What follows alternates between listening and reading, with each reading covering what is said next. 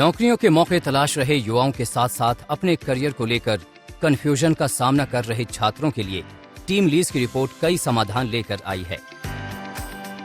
दरअसल छात्रों में अक्सर अपने भविष्य को लेकर दुविधा बनी रहती है। वो समझ नहीं पाते हैं कि किस कोर्स का चुनाव उन्हें करना चाहिए जिससे उन्हें नौकरी खोजने में आसानी रहे। छात्रों की इस मुश्किल को काफी हद तक दूर करने की कोशिश टीम लीज की हालिया रिपोर्ट ने की है।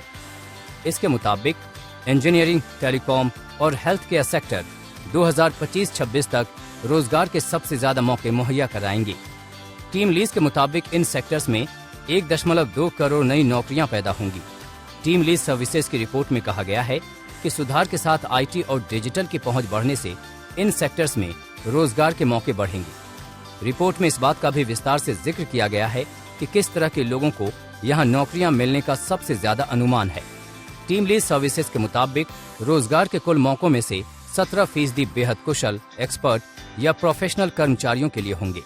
टीम लीज ने ये रिपोर्ट इंजीनियरिंग, टेलीकॉम और हेल्थ केयर सेक्टर की 750 से ज्यादा कंपनियों से बातचीत के बाद तैयार की है। यहाँ ये भी जानना बेहद जरूरी है कि इन 3 सेक्टर्स में सबसे ज्यादा नौकरियों के मिलने की संभावना क्यों जताई जा रही है। दरअसल अब ये सेक्टर स्मार्ट प्रोडक्ट्स और प्रोसेस की तरफ तेजी से जा रहे हैं।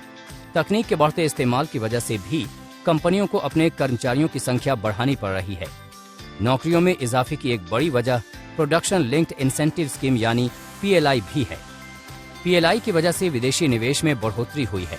ऐसे में इंजीनियरिंग, टेलीकॉम और हेल्थ केयर सेक्टर में रोजगार के मौकों में 25 से 27% का इजाफा होगा। कुशल या एक्सपर्ट प्रतिभाओं की मांग वर्तमान के 45,65,000 से बढ़कर 2026 तक 90 लाख हो जाएगी।